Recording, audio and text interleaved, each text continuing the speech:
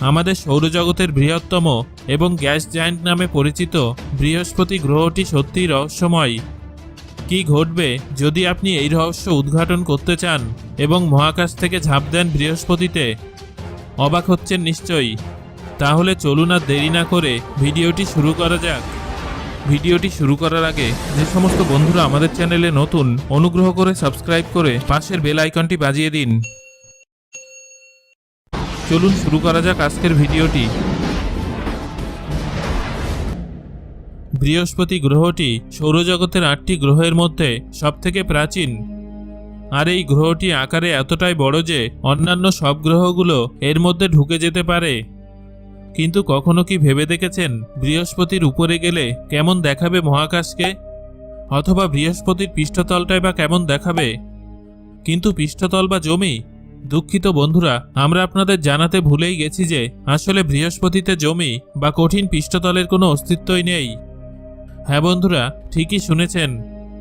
আর এর কারণ হলো বৃহস্পতি আসলে একটি গ্যাস জায়ান্ট।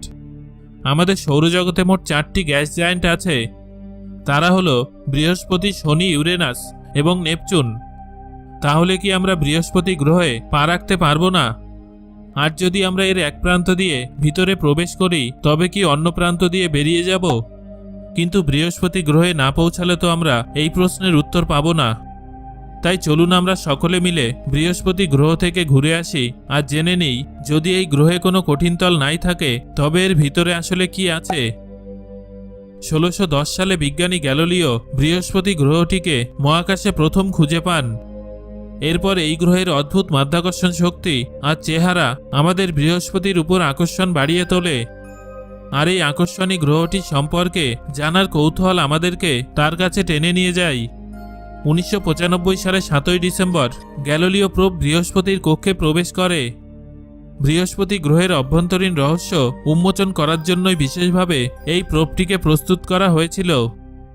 এবং বৃহস্পতির কক্ষে প্রোবটি পৌঁছানো মাত্রই অনেক রহস্যের সমাধান হয়।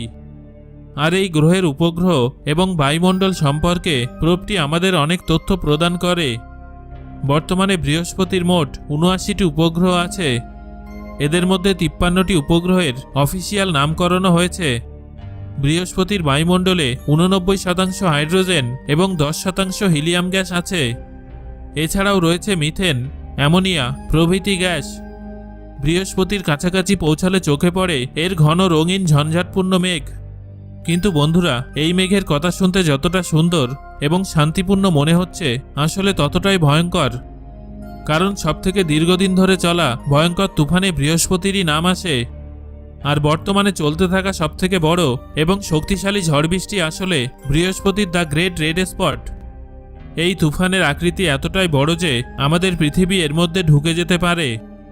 আর টেলিস্কোপের সাহায্যে পৃথিবী থেকেই এই রেড স্পট দেখা সম্ভব। কমপক্ষে 360 বছর ধরে এই ঝড়টি চলছে। আশ্চর্যের ব্যাপার হলো এই রেড স্পটটি পৃথিবীর হিসেবে প্রতি 6 দিন অন্তর ঘড়ির কাঁটার বিপরীত দিকে আবর্তন করতে থাকে। আর এরকমই অনেক ঝড়ঝঞ্ঝা সর্বক্ষণ বৃহস্পতিতে ঘটে চলে। আর তাদের গতিবেগ কখনোই কমে না। অবশ্যের কারণ হলো বৃহস্পতির কোনো কঠিন পৃষ্ঠতল না থাকা। আর তাই এই ঝড়ের গতিবেগ রুদ্ধ করার জন্য কোনো বাধাও নেই। চলুন এবার দেখে নেওয়া যাক আপনি এই গ্রহে প্রবেশ করলে কি ঘটবে। বন্ধুরা, যদি আপনারা মহাকাশ থেকে একটি সাধারণ স্পেসস্যুটে বৃহস্পতিতে ঝাঁপ দিতে চান তবে জানিয়ে রাখি খুব শীঘ্রই আপনার ইচ্ছার অবসান ঘটবে। প্রথমত, আপনি এই গ্রহে পৌঁছাতেই পারবেন না। বৃহস্পতি থেকে প্রায় 3 লক্ষ কিলোমিটার দূরে বিচ্ছুরণ শক্তি আপনার শরীরকে ভেদ করে যাবে এবং আপনি প্রাণ হারাবেন। তাই আমরা আপনাকে একটি বিশেষ স্যুট দেব যাতে অন্ততপক্ষে বৃহস্পতি গ্রহে আপনি ঝাঁপ দিতে পারেন। এবারেই তো শুরু হবে আসল মজা। প্রথমে আপনি বায়ুমণ্ডলের উপরিতল থেকে ঘন্টায় প্রায় 1,80,000 কিলোমিটার বেগে নিচের দিকে পড়তে থাকবেন।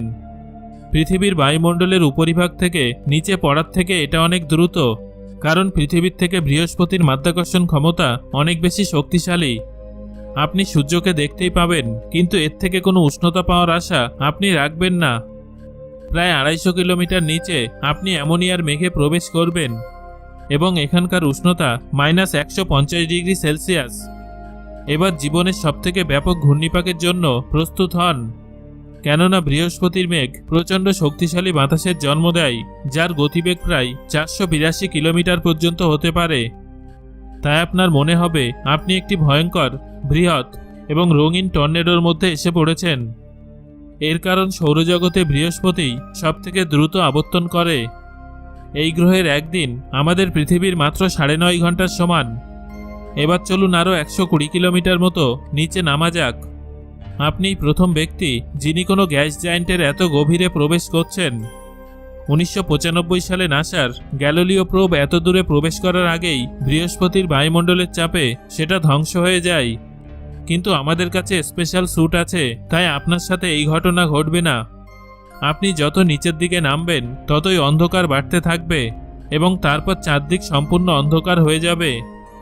এখন আপনার কাছে একটাই মাত্র আলোর উৎস হলো আপনার চারপাশে অনবরত ঘটে চলা বজ্রবিদ্যুতের ঝলকানি। এই অবস্থায় গ্রহটির উষ্ণতা ক্রমশ বাড়তে থাকবে। আপনার হয়তো অসুবিধা হবে না, কিন্তু আপনি প্রচণ্ড তীব্র শারীরিক চাপ অনুভব করবেন। পৃথিবীতে আপনি যে চাপ অনুভব করেন এটা তার থেকে প্রায় 1000 গুণেরও বেশি। এবার আপনি প্রায় একটানা 12 ঘন্টা ধরে নিচের দিকে নামছেন এবং স্বাভাবিকভাবে আপনার বিরক্ত লাগতে শুরু করবে।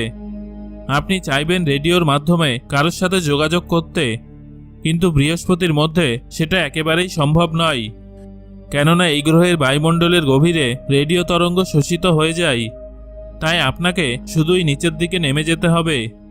উষ্ণতা কিন্তু বাড়তেই থাকবে, আর তার সাথে চাপও। যখন আপনি বৃহস্পতির অভ্যন্তরীণ স্তরে পৌঁছাবেন তখন এমন কিছু অংশ আসবে যেখানে আপনি সাঁতার কেটেও ঢুকতে পারবেন। এটা এমন এক পদার্থ দিয়ে তৈরি যা ঠিক তরলও নয় আবার গ্যাসীয়ও নয়। একে সুপার ক্রিটিক্যাল ফ্লুইড বলা হয়। এই অদ্ভুত পদার্থটির মধ্য দিয়ে যাওয়ার সময়ও উষ্ণতা বাড়তেই থাকবে। আসলে তখন এটা সূর্যের পৃষ্ঠতলে সমান উষ্ণতায় পৌঁছাবে। যদি এটাও যথেষ্ট না হয় তবে জানিয়ে রাখি, আপনি এতটাই চাপ অনুভব করবেন যা পৃথিবীর চাপের প্রায় 2 মিলিয়ন গুণ। এবার ধাতব হাইড্রোজেন উৎপন্ন হবে এবং আপনাকে চারদিক থেকে ঘিরে ফেলবে। এই অদ্ভুত পদার্থটি এমন একটি ঘন তরল পদার্থে পরিণত হতে পারে যা থেকে আপনি হয়তো আর বেরিয়ে আসতে পারবেন না। যদিও আপনি বেরিয়ে আসেন, আপনি এর মধ্যে কয়েক হাজার কিলোমিটার পর্যন্ত নামতে থাকবেন যতক্ষণ না আপনি বৃহস্পতির কেন্দ্রস্থলে পৌঁছাচ্ছেন। সম্ভবত এটাই বৃহস্পতির একমাত্র কঠিন বস্তু। যাই হোক, এত কিছুর পরেও যদি আপনি বেঁচে থাকেন তবে সমস্ত বায়ুমণ্ডলের চাপে আপনি আটকেই থাকবেন, আর এই গ্রহ থেকে কখনোই বেরোতে পারবেন না। সুতরাং বুঝতেই পাচ্ছেন বন্ধুরা, এই গ্রহে ঝাঁপ দেওয়ার ফলে কি হতে পারে। তাই বন্ধুরা, একে একটি সুন্দর রহস্য হিসেবে ছেড়ে দেওয়াই ভালো। সো বন্ধুরা, ভিডিওটি আপনাদের কেমন লাগলো সেটা আমাকে কমেন্ট করে জানান। আর ভিডিওটি ভালো লাগলে একটা লাইক করুন এবং বন্ধুদের সাথে শেয়ার করুন।